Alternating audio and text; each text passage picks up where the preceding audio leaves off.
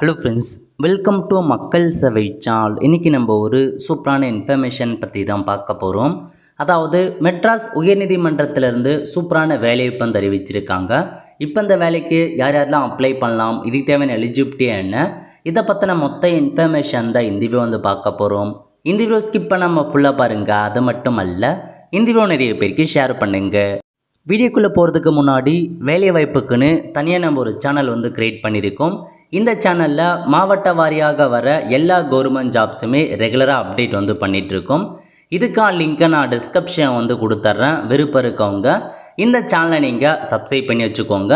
அதேமாரி ஜாப்க்காக WhatsApp channel, Telegram group எல்லாமே வந்து பார்த்தா ஜாப் ஃபார்வர்ட் பண்ணிகிட்ருக்கோம். ஸோ லிங்கை டிஸ்கிரிப்ஷன் வந்து கொடுத்துறேன். அது எல்லாமே நீங்கள் ஃபாலோ பண்ணி வச்சுக்கோங்க. ஓகே, இப்போதைக்கு மெட்ராஸ் உயர்நீதிமன்றத்திலேருந்து சூப்பரான வேலைவாய்ப்பு அறிவிச்சிருக்காங்க. 3 நோட்டிஃபிகேஷன் கொடுத்துருக்காங்க. ஸோ இதில் உங்களுக்கு கார்னரில் நோட்டிஃபிகேஷன்ஸ் இருக்குது. தமிழில் கொடுத்துருக்காங்க, இங்கிலீஷில் கொடுத்துருக்காங்க, காமன் இன்ஸ்ட்ரக்ஷன் கொடுத்துருக்காங்க.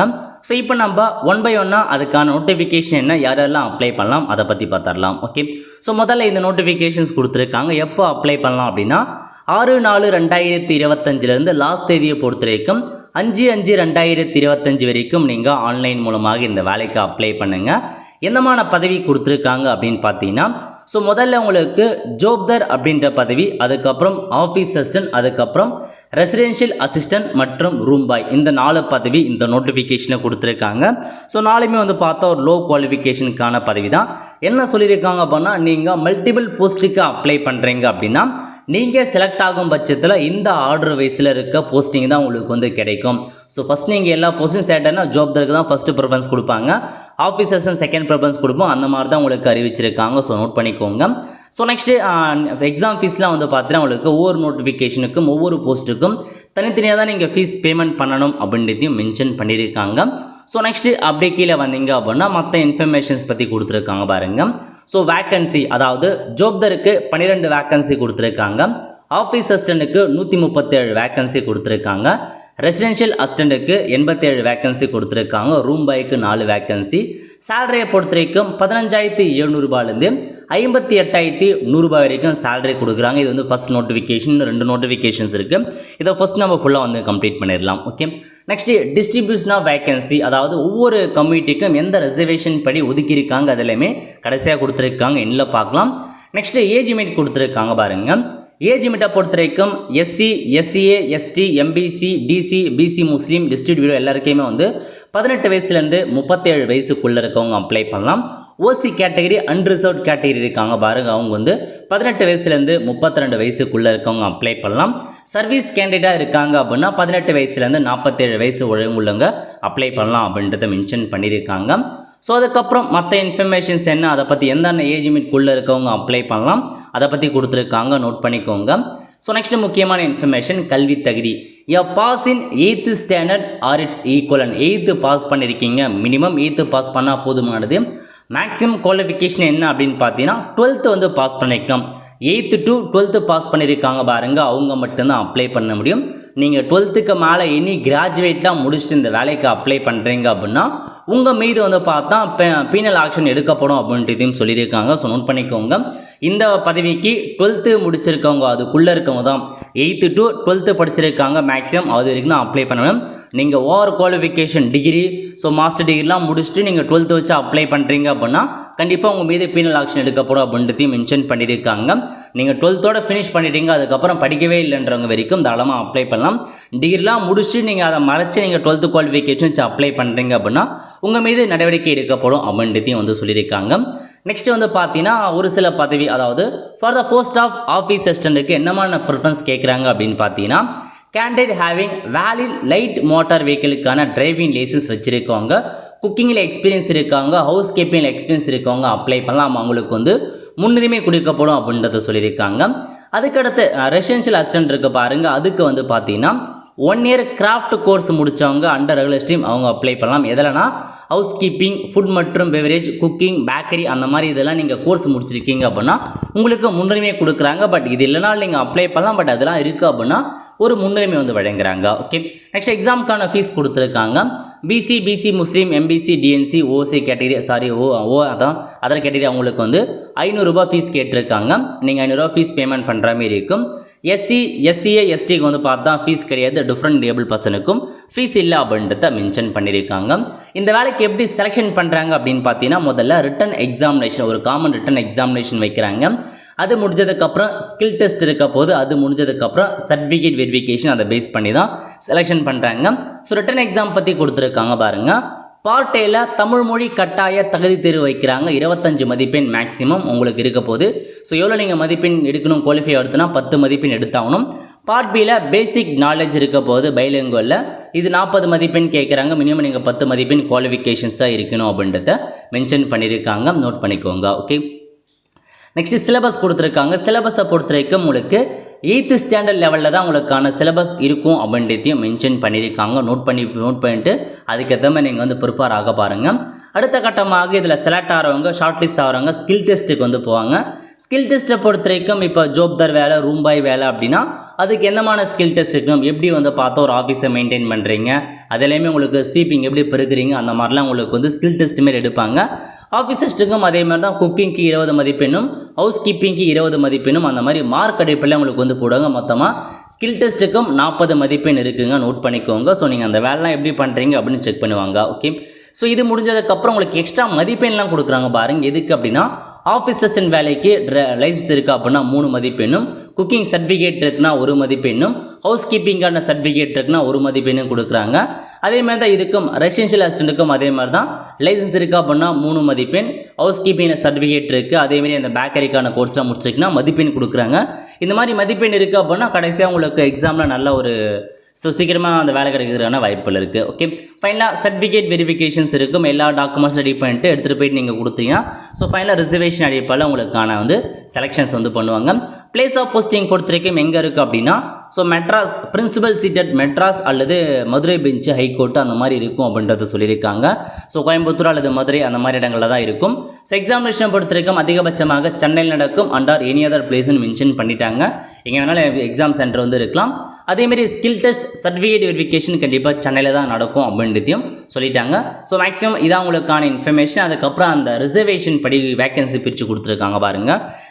ஜென்ரலுக்கு எவ்வளோ வேக்கன்சி, அந்த மாதிரி ஒவ்வொன்றா ரிசர்வேஷன் படி அந்த பேக்லாக், அதாவது ஜாப்தார் பதவிக்கு எந்த மாதிரி வேக்கன்சி, அந்த மாதிரி ஒவ்வொரு பதவிக்கும் உண்டான வேக்கன்சி, ஸோ பிசி எம்பிசிக்கு எந்தெந்த வேக்கன்சி, அந்த மாதிரி ப்ரியாரிட்டி அடிப்படையில் வேக்கன்சி எவ்வளோ அப்படின்னு கொடுத்துருக்காங்க. அதுக்கேற்ற மாதிரி நீங்கள் செக் பண்ணி பார்த்துட்டு அப்ளை பண்ணலாம். இதான் வந்து ஃபஸ்ட் நோட்டிஃபிகேஷன். அதுக்கடுத்து செகண்டாக ஒரு நோட்டிஃபிகேஷன்ஸ் கொடுத்துருக்காங்க. சேம் அப்ளை பண்ணுறதுக்கான தேதி தான், லாஸ்ட் தேதி மாதிரி தான். பதவியை பொறுத்திருக்கும் என்ன கொடுத்துருக்காங்க அப்படின்னு பார்த்தீங்கன்னா, sweeper, gardener, waterman, sanitary worker மற்றும் வாட்ச்மேன், முதல்ல ஒரு 5 பதவி உங்களுக்கு வந்து அறிவிச்சிருக்காங்க. ஸோ இந்த பதவியை நோட் பண்ணிக்கோங்க. ஸோ மேக்ஸிமம் வந்து பார்த்தா இதுக்கு முன்னாடி பார்த்த நோட்டிஃபிகேஷனும் இந்த நோட்டிஃபிகேஷனும் சேம் ப்ராசஸ் தான், எந்தவித மாற்றமும் இருக்காது, அதே மாதிரி தான் இருக்க போதுங்க. ஸோ ஸ்வீப்பருக்கு 73 வேக்கன்சி கொடுத்துருக்காங்க, கார்டனருக்கு 24 வேக்கன்சி, வாட்டர்மேனுக்கு 2 வேக்கன்சி, சானிட்டரி ஒர்க்கருக்கு 49 வேக்கன்சி, வாட்ச்மேனுக்கு ஒரு 4 வேக்கன்சி கொடுத்துருக்காங்க. 15,500 ரூபா ஸ்டார்டிங் சேலரி ப்ரொவைட் பண்ணுறாங்க. ஸோ ஏஜ் லிமிட்டை பொறுத்த வரைக்கும் அதே மாதிரி தான் கொடுத்துருக்காங்க. முன்ன பார்த்த நோட்டிஃபிகேஷன் படி என்ன ஏஜ் லிமிட்டோ அதே தான் இதுக்கும் அறிவிச்சிருக்காங்க. கல்வி தகுதியும் அதேமாரி தான், 8th to 12th பாஸ் பண்ணியிருக்கவங்க மட்டும்தான் அப்ளை பண்ண முடியும் உங்களுக்கு. ஸோ எவ்வளோ எக்ஸாம் ஃபீஸும் அதே தான் கொடுத்துருக்காங்க. ஸோ நெக்ஸ்ட் வந்து பாருங்கள், ரிட்டன் எக்ஸாமினேஷன்ஸ் பற்றி கொடுத்துருக்காங்க. ரிட்டன் எக்ஸாமினேஷனும் அதே மாதிரி தான், எந்த மாற்றமும் கிடையாது. ஸோ அதே சிலபஸ் தான் கொடுத்துருக்காங்க, நோட் பண்ணிக்கோங்க. அதுக்கப்புறம் ஸ்கில் டெஸ்ட் மட்டும் உங்களுக்கு வந்து மாறுபடும். ஸோ ஸ்கில் டெஸ்ட்டுக்கும் அதே மதிப்பெண் தான். பட் உங்களுக்கு ஸ்வீப்பர், சானிட்டரி ஒர்க்குன்னா அந்தளவுக்கு நீங்கள் என்ன பண்ணுறீங்க, ஸோ க்ளீனிங் எப்படி பண்ணுறீங்க, கார்டன்லாம் வாட்டர்மேன்னா அந்த கார்டன்லாம் எப்படி இது பண்ணுறீங்க, ட்ரீஸ்லாம், அதை பற்றி தான் ஸ்கில் டெஸ்ட் இருக்க போது. அதுக்கப்புறம் சர்டிஃபிகேட் வெரிஃபிகேஷன் மற்ற எல்லாமே இதுக்கு முன்னாடி பார்த்தோம் பாருங்க, அதேமாரி தான். அதேமாரி டிஸ்ட்ரிபியூஷன் ஆஃப் வேக்கன்சி எப்படி கொடுத்துருக்காங்க அதை நீங்கள் செக் பண்ணி பார்த்துக்கோங்க. ஸோ இந்த 2 நோட்டிஃபிகேஷனுமே 8th to 12th வரையே உள்ளவங்க மட்டும்தான் அப்ளை பண்ணுங்கள். டிகிரி முடித்தவங்க அப்ளை பண்ணாதீங்க, உங்களுக்கு தான் ப்ராப்ளம் இருக்கும் அப்படி அப்ளை பண்ணிங்க அப்படின்னா. ஓகே, ஸோ நான் டிகிரி முடிச்சிருக்கேன் அப்படின்னா இந்த வேலைக்கு நீங்கள் அப்ளை பண்ணுங்கள். 3வது நோட்டிஃபிகேஷன், இதுக்கு டிகிரி முடித்தவங்க அப்ளை பண்ணலாம். சேம் அதே தேதி தான், 6/4/2025 5/5/2025 அப்ளை பண்ணுங்கள். இது வந்து நல்ல ஒரு ஜாப் ஆப்பர்ச்சுனிட்டிங்க. என்னமான பதவி அப்படின்னு பார்த்தீங்கன்னா, personal assistant. So personal assistant கேட்டிருக்காங்க யாருக்குன்னா, ஹானரபிள் ஜட்ஜஸ் அவங்களுக்கு வந்து பர்சனல் அசிஸ்டன்ட் கேட்டிருக்காங்க. நெக்ஸ்ட்டு ப்ரைவேட் செக்ரட்டரி கேட்டிருக்காங்க. டு த ரெஜிஸ்டர் ஜெனரலுக்கு வந்து ப்ரைவேட் செக்ரட்டரி கேட்டிருக்காங்க.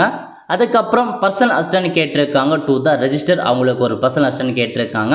நெக்ஸ்ட்டு பர்சனல் கிளர்க்கு வந்து கேட்டிருக்காங்க டு டெப்டி ரெஜிஸ்டருக்கு. ஓகே, எல்லாமே வந்து பார்த்தா அசிஸ்டன்ட் பதவி, செக்ரட்டரி பதவி, கிளர்க்கு பதவி அந்த மாதிரி கொடுத்துருக்காங்க. இது நல்ல ஒரு ஜாப் ஆப்பர்ச்சுனிட்டி. இதுக்கு நீங்கள் தாராளமாக என்ன டிகிரி முடிச்சவங்க அப்ளை பண்ணுங்கள். ஸோ அதை பற்றி இப்போ நம்ம பார்க்கலாம். ஓகே, ஸோ வேக்கன்சி கொடுத்துருக்காங்க பாருங்கள். முதல்ல பர்சனல் அசிஸ்டண்ட்டை பொறுத்த வரைக்கும் 28 வேக்கன்சி கொடுத்துருக்காங்க. 56,100 ரூபாய் சேலரி. நெக்ஸ்ட் வந்து பார்த்தா ப்ரைவேட் செக்ரட்டரி கேட்டிருக்காங்க. சேம் அதேமாரி 56,100 ரூபாய் சேலரி கொடுக்குறாங்க ஒரு வேக்கன்சி. பர்சனல் அசிஸ்டண்ட் வந்து கேட்டிருக்காங்க. இதுக்கு 14 வேக்கன்சி கொடுத்துருக்காங்க. 36,400 ரூபாய் ஸ்டார்டிங் சேலரி கொடுக்குறாங்க. நெக்ஸ்ட்டு பர்சனல் கிளர்க்கு வந்து கேட்டிருக்காங்க 4 வேக்கன்சி, 20,600 ரூபாய் உங்களுக்கான சேலரி வந்து ப்ரொவைட் பண்ணுறாங்க. ஓகே, ஸோ இதுக்கப்புறம் வந்து பார்த்தா ஏஜ் லிமிட் அதை பற்றி கொடுத்துருக்காங்க. ஏஜ் லிமிட்டை பொறுத்திருக்கும் அதே மாதிரி தான். ஸோ 37 வயசுக்குள்ளே இருக்கவங்க அப்ளை பண்ணுங்கள். ஓசி கேட்டகரி 32, சர்வீஸ் கேண்டிடேட் வந்து 47 வயசுக்குள்ளே இருக்கவங்க அப்ளை பண்ணலாம். அதுக்கடுத்த முக்கியமான இன்ஃபர்மேஷன் என்ன அப்படின்னு பார்த்தீங்கன்னா உங்களுக்கான அந்த கல்வி தகுதி, இதுதாங்க நீங்கள் பார்க்க வேண்டியது. ஸோ ஒன் பை ஒன்னாக வந்து பாருங்கள். அதாவது இந்த பர்சனல் அசிஸ்டன்ட் மற்றும் ப்ரைவேட் செக்ரட்டரி இதுக்கு வந்து பார்த்தா ஒரே குவாலிஃபிகேஷன் தான் கேட்டிருக்காங்க. அதை பற்றி பார்க்கலாம். அதாவது any bachelor degree in science, arts, commerce, engineering, medicine or any other discipline. So any degree முடிச்சிருக்கீங்க அப்படின்னா தாராளமாக அப்ளை பண்ணலாம். பட் அது மட்டும் போதாதுங்க. Candidate must have passed the government technical examination in English shorthand மற்றும் இங்கிலீஷ் டைப் ரைட்டிங் கேட்டிருக்காங்க and Tamil typewriting கேட்டிருக்காங்க. ஸோ ஷார்ட் ஹேண்ட் முடிச்சிருக்கணும், டைப் ரைட்டிங் தமிழ் மற்றும் ஆங்கிலத்தில் முடிச்சிருக்கணும். இது உங்களுக்கு அவசியமானது. அது மட்டும் கிடையாது, candidate must have passed the certificate course in computer and office automation course இருக்குது பாருங்கள். டைரக்டர் ஆஃப் டெக்னிக்கல் எஜுகேஷன் வந்து கண்டக்ட் பண்ணுற அந்த COA எக்ஸாம் வந்து பாஸ் பண்ணி சர்டிஃபிகேட் இருக்கணும் அப்படின்னு சொல்லியிருக்காங்க. The candidate who do not possess the certificate courses in the computer and office automation may also apply for the said post அப்படின்னு சொல்லியிருக்காங்க. If selected they should acquire such qualification within the period of their probation அப்படின்ட்டு கொடுத்துருக்காங்க. அந்த certificate இல்லைனாலும் apply பண்ணுங்க அப்படின்றத mention பண்ணியிருக்காங்க. அல்லது நீங்கள் வந்து பார்த்தா டிகிரி டிப்ளமோவில் உங்களுக்கு கம்ப்யூட்டர் சயின்ஸ் வருது அல்லது கம்ப்யூட்டர் இன்ஜினியரிங் வருது அப்படின்றவங்க உங்களுக்கு அந்த சர்டிஃபிகேட் தேவையில்லை அப்படின்றதையும் மென்ஷன் பண்ணிட்டாங்க. ஸோ இதான் உங்களுக்கான இன்ஃபர்மேஷன். ஸோ சர்டிஃபிகேட் இல்லாதவங்க அப்ளை பண்ணுங்கள். ஸோ நீங்கள் கம்ப்யூட்டர் சம்மந்தப்பட்ட டிகிரி டிப்ளமோ முடிச்சிருக்கீங்க அப்படின்னா உங்களுக்கு அந்த சர்டிஃபிகேட்டே தேவையில்லை அப்படின்றதையும் இதன் மூலமாக வந்து தெரிவிச்சிருக்காங்க. ஓகே, அதுக்கப்புறம் மீதி இருக்க பதவி பர்சனல் அசிஸ்டண்டாக இருக்கட்டும், பர்சனல் கிளர்க்காகட்டும், இதுக்கும் எனி டிகிரி முடித்தவங்க அப்ளை பண்ணுங்கள். எந்த மாதிரி டெக்னிக்கல்லாம் அதே தான் கேட்டிருக்காங்க. கேண்டிடேட் மஸ்ட் ஹவ் பாஸ் தான் அந்த டெக்னிக்கல் குவாலிஃபிகேஷன். இங்கிலீஷ் மற்றும் தமிழில் ஷார்ட் ஹேண்ட் கேட்டிருக்காங்க. ஹையர் சீனியர் கிரேட் இங்கிலீஷ் மற்றும் தமிழ் டைப் ரைட்டிங் வந்து கேட்டிருக்காங்க. எந்த அளவுக்கு ஸ்பீடு அதையும் மென்ஷன் பண்ணியிருக்காங்க. அதுக்கப்புறம் ஸோ இதுக்கும் அதே தாங்க அறிவிச்சிருக்காங்க. அந்த குவாலிஃபிகேஷன் அதாவது COAக்கான சர்டிஃபிகேட் இருக்கணும், இல்லைனாலும் பரவாயில்ல அப்ளை பண்ணுங்கள். டிகிரியில் உங்களுக்கு கம்ப்யூட்டர் முடிச்சிருக்கீங்க அப்படின்னா உங்களுக்கு அந்த சர்டிஃபிகேட் தேவையில்ல அப்படின்றத மென்ஷன் பண்ணிட்டாங்க. ஓகே, எக்ஸாம் ஃபீஸ் கொடுத்துருக்காங்க பாருங்கள். அதாவது ஒவ்வொன்றுத்துக்கும் எக்ஸாம் ஃபீஸ் வந்து அறிவிச்சிருக்காங்க. பிசி முஸ்லீம், MBC, DC, OC அந்த மாதிரி கேட்டகரி இருக்கவங்களுக்கு பர்சனல் அசிஸ்டண்ட்டுக்கு 1,200 ரூபாயும், ப்ரைவேட் செக்ரட்டரிக்கு 1,200 ரூபாயும், பர்சனல் அசிஸ்டண்ட்டுக்கு வந்து 1,000 ரூபாயும், பர்சனல் கிளர்க்கு 800 ரூபாய் ஃபீஸ். இவ்வளோ ஃபீஸ் நீங்கள் எக்ஸாம் ஃபீஸாக பேமெண்ட் பண்ணுற மாதிரி இருக்கும். ஃபீஸ் கண்டிப்பாக ரொம்ப அதிகம் தான். SC ST வந்து பார்த்தா ஃபீஸ் இல்லை, டிசபிலிட்டி பர்சனுக்கு வந்து ஃபீஸ் கிடையாது. நீங்கள் ஃப்ரீயாகவே இந்த வேலைக்கு அப்ளை பண்ணலாம். ஓகே, எப்படி செலெக்ஷன் பண்ணுறாங்க அப்படின்னு பார்த்தா அதே மாதிரி தான் காமன் ரிட்டன் எக்ஸாமினேஷன் வைக்கிறாங்க, ஸ்கில் டெஸ்ட் வைக்கிறாங்க, வைவா வாய்ஸ் இருக்கும் அப்படின்றத மென்ஷன் பண்ணியிருக்காங்க. ரிட்டன் எக்ஸாமினேஷன் மொத்தமாக 150 மதிப்பெண்களுக்கு உங்களுக்கான எக்ஸாம் வைக்கிறாங்க. முதல்ல பார்ட் A வந்து பார்த்தா 10th ஸ்டாண்டர்ட் பேஸ் பண்ணி தமிழ் எலிஜிபிலிட்டிக்கான டெஸ்ட் வைக்கிறாங்க. மொத்தமாக 50 மதிப்பெண் இருக்க போது. மினிமம் நீங்கள் 20 மதிப்பெண் எடுத்தாகணும், அதையும் நோட் பண்ணிக்கோங்க. பார்ட் B பொறுத்த வரைக்கும் டிகிரி ஸ்டாண்டர்ட்லேருந்து உங்களுக்கு கொஷின் கேட்போம் அப்படின்னு சொல்லியிருக்காங்க. இங்கிலீஷ் டெஸ்ட் மாரி டெஸ்கிரிப்டிவ் டைப்பில் எக்ஸாம் இருக்கும். Hand return the question come answer booklet 100 மதிப்பெண் வைக்கிறாங்க. மொத்தமாக 150 மதிப்பெண்களுக்கு எக்ஸாம் இருக்குதுங்க. அதுக்கான சிலபஸ் பற்றியும் கொடுத்துருக்காங்க. பார்ட் A வந்து பார்த்தா 10th ஸ்டாண்டர்ட் அடிப்படையில் தமிழ் இருக்க போது. பார்ட் B பொறுத்த வரைக்கும் எஸ்ஏ ரைட்டிங் மற்றும் general topic, precis writing, letter writing, elaboration, make your own sentence அந்த மாதிரி இருக்க போது. ஸோ இதுக்காக இதை வச்சுருக்காங்க அப்படின்னு தெரிய வரல. ஸோ வெயிட் பண்ணி பார்க்கலாம். இதான் உங்களுக்கான சிலபஸ். அதுக்கப்புறம் கண்டிப்பாக நீங்கள் 40% மார்க்லாம் அந்த மாதிரி சொல்லியிருக்காங்க, அதையும் நோட் பண்ணிக்கோங்க. அதுக்கடுத்து ஸ்கில் டெஸ்ட் கொடுத்துருக்காங்க பாருங்கள். ஸ்கில் டெஸ்ட்டை பொறுத்திருக்கும் எல்லாத்துக்குமே மார்க் இருக்குதுங்க. அதாவது மொத்தமே ஸோ ஃபஸ்ட்டு இருக்கிற 2 பதவி பற்றி கொடுத்துருக்காங்க பாருங்கள். பர்சனல் அசிஸ்டன்ட் மற்றும் ப்ரைவேட் செக்ரட்டரிக்கு வந்து அந்த டைப்பிங்கான டெஸ்ட் வைக்கிறாங்க. இங்கிலீஷ் ஷார்ட் ஹேண்ட் டெஸ்ட்டு, அதேமாரி தமிழ் டைப் ரைட்டிங் டெஸ்ட் வைக்கிறாங்க. அதில் நீங்கள் எந்த அளவுக்கு ஸ்பீடு அதுக்கான மார்க்கை பற்றியும் கொடுத்துருக்காங்க. 70 மார்க் கொடுத்துருக்காங்க. அதேமாரி 10 மார்க் வந்து பார்த்தா ஷார்ட் அண்ட் அவுட்லைன் அந்த மாதிரி. ஸோ உங்களுக்கான ஸ்கில் டெஸ்ட் இந்த மாதிரி தான் நடக்கும். அதையும் மார்க் நோட் பண்ணிக்கோங்க. எந்த அளவுக்கு நீங்கள் டைப்பிங் பண்ணுறீங்க, ஷார்ட் ஹேண்ட் பண்ணுறீங்களோ அதுக்கேற்ற மாதிரி மதிப்பெண் கொடுக்குறாங்க. அதுக்கப்புறம் ஃபைனலாக வந்து பார்த்தா உங்களுக்கு மிஸ்டேக்கான மார்க்கை பற்றிலாம் கொடுத்துருக்காங்க பாருங்கள். Deduction of mark full mistake 1 மதிப்பெண்ணும், ஹாஃப் மிஸ்டேக்கு 0.5 மதிப்பெண்ணும், மீனிங் ஆஃப் ஃபுல் மிஸ்டேக்னா என்ன அதை பற்றிலாம் அறிவிச்சிருக்காங்க. செக் பண்ணி பார்த்துக்கோங்க. ஓகே, ஸோ இதில் வந்து பார்த்தா எந்த மாதிரி இருக்கணும் எழுத்து பிழை பற்றிலாம் கொடுத்துருக்காங்க. இன்ஸ்ட்ரக்ஷன் நீங்கள் செக் பண்ணி பார்த்துட்டு அப்ளை பண்ணுங்கள். ஸோ இதில் செலக்ட் ஆகிறவங்க அடுத்த கட்டமாக வந்து பார்த்தா சர்டிஃபிகேட் வெரிஃபிகேஷன்ஸ் போவீங்க. அது முடிச்சதுக்கப்புறம் ரிசர்வேஷன் அடிப்படையில் உங்களுக்கான ஜாப் வந்து பார்த்தீங்கன்னா செலெக்ஷன் ஆகிடும். இதாங்க உங்களுக்கான இன்ஃபர்மேஷன், நோட் பண்ணிக்கோங்க.